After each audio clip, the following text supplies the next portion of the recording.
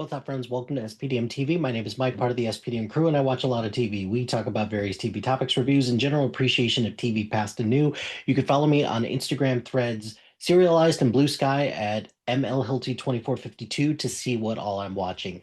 This week, I'm going to talk about a show that I've just picked up the second season. We're 5 episodes in, probably 6 by the time that you hear this episode.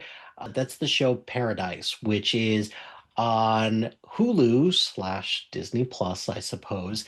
Paradise is a show that I really wasn't that interested in watching, if I'm being perfectly honest, but I gave it a shot because I am, you know, somebody who is looking for any new TV shows to watch. And there was something about this that seemed intriguing about the mystery element when it comes to season 1 with the president who has died and they're investigating his death. So I gave it a shot. And this was a show that was like, oh dear Lord, this was not what I thought it was going to be, and I think I'm here for it. So, the premise of this is a Secret Service agent investigating the murder of a former president in a seemingly peaceful community.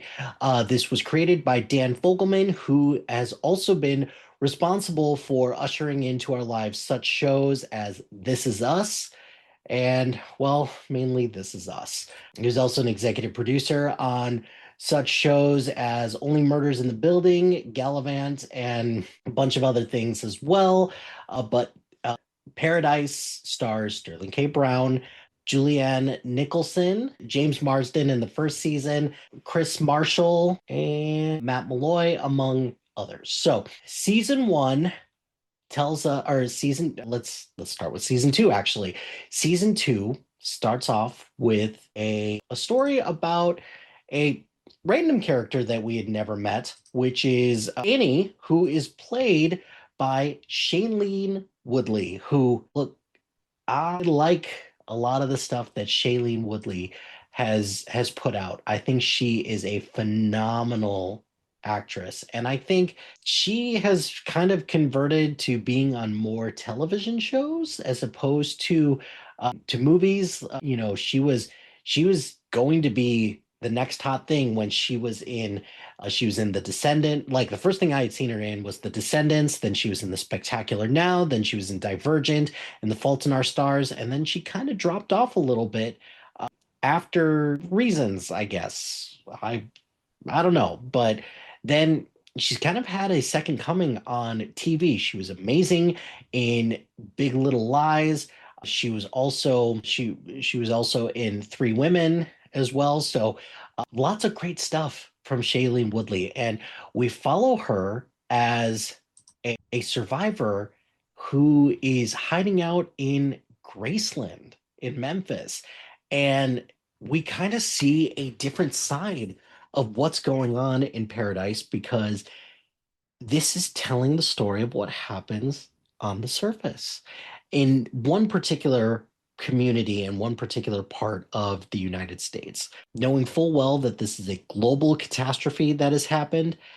So talking a lot about, the struggles that people have had as opposed to everybody in the bunker who is just sitting comfortably in the world. And I guess this is where I should give you a spoiler warning because I'm probably going to spoil the big twist for this for season 1, but I can't talk about the events of season 2 without at least spoiling what happens in season 1 and at least the big twist. I'm not going to tell you who killed the president or anything like that, but I will, or maybe he died of natural causes. I don't know. So we'll see.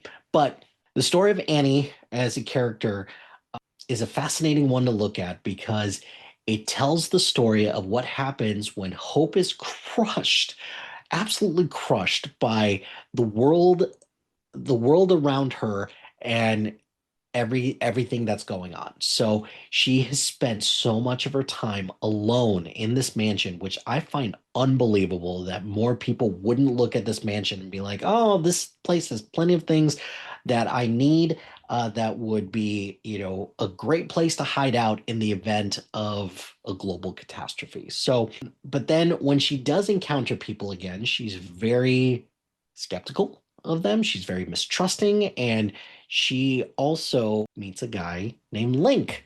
We find out pretty quick that Link is not his real name, but Link, who's played by Thomas Doherty, who you've seen him in such movies or TV shows. Oh, that's how I know him. He's Harry Hook from the Descendants movies. That I find absolutely hilarious that he is Harry Hook. Anyways, he is somebody who he's on a very clear mission. He wants to get to the bunker in Colorado. We don't know why quite yet, until we kind of can piece together some things. But he meets Annie, and they have kind of an interesting meet cute because they kind of hate each other at first, but then, they kind of endear themselves with one another. But what happens is that Annie and Link, they end up having sex, and then he leaves to go to Colorado, and she can't bear to leave the comfort of where she's at Graceland. She was a tour guide for here. She knows a lot about Elvis. If you know anything about Paradise, they do slow, sad acoustic versions of like hit songs, and they're laying it on pretty thick with the Elvis songs, which I am all here for.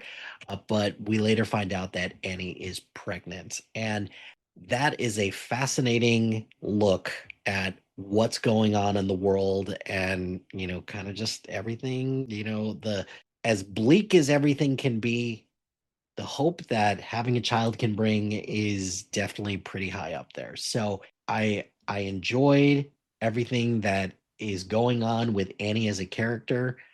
I am a little concerned that they made the choice that they did in the fourth episode of this, because I think that it was a choice. I don't necessarily agree with the choice, but I appreciate the swing nonetheless. So we'll see what happens. In addition to this, we have Xavier flying his planes. He's trying to figure out where his wife is. So I appreciate the fact that we're still looking to do this. I'm starting to get a little concerned that that storyline is not fulfilling enough yet, because we've also got a pretty big storyline that's happening in the bunker as well, where some things are afoot. We don't exactly know what's going on. Sinatra is awake again. Jane is still as crazy as ever. Oh, that fourth episode really throws you for a loop for everything that's going on. But there's a lot happening now on both the surface and in the bunker as well. And that's kind of one of the problems that you find with any of these post-apocalyptic shows, right? You've got the community that you've established and the one that you've been following at first, and then they continue to expand, and then it becomes a simple math problem where what are you going to focus your time on? Are you going to focus your time on the new community, or are you going to focus your time on everything that's going on in the community that we left behind? It's happened with The Walking Dead. It's happened with Silo. It kind of happening a little bit, like just ever so slightly with Fallout, but every post-apocalyptic show falls into this issue. I don't know how you solve it though, because if you don't expand what's going on in these worlds, it gets pretty boring pretty quick, because you just got to come up with like a new thing that, befalls this community, and then you have to venture out into the world. That is the nature of a post-apocalyptic world, right? Is that you have the comfort of your show and your comfort of your community, and we got to get out of our comfort zone somehow. So I am quite intrigued with where this is going, because the focus has shifted greatly on Xavier finding his wife Terry. And one of the things that I really liked about it is that they introduced the aspect in Atlanta where you kind of figure out what happened with the people in that community. And with a global disaster like this, I think that's one of the things that I really appreciate about this, is that it's showing all these like pockets of community where you see humanity evolving and humanity just continuing to blossom somehow. We haven't really dove too much into the pockets of humanity where it's like, man, the world sucks right now. And we see the people who are like truly taking advantage of the situation. In fact, the people that we're seeing take advantage of the situation more than anything is the people in the bunker. So I'm very curious to see where the rest of this season goes. But have you started watching the show Paradise yet? Let me know in the comments below. Let me know what you think of season two. I will continue to talk about it and continue to, when the show ends, kind of talk through some things and see what we think. But that's going to do it for this episode of SPDM TV. Be sure to like, rate, and subscribe to anything and everything SPDM Crew wherever you get your podcast. Join us on social media on Facebook, Instagram, X, Threads, YouTube, LinkedIn, and Blue Sky at SPDM Crew. Shout out to HiFlyer Creative Studios for making an awesome logo. Greatly appreciate their support. And if you've got any marketing, logo, or brand standard needs, contact them at HiFlyerCreative.com. Check out the other shows in our network. We've got a lot of great content, a lot of great stuff that people have been doing for the show, or for the network. So please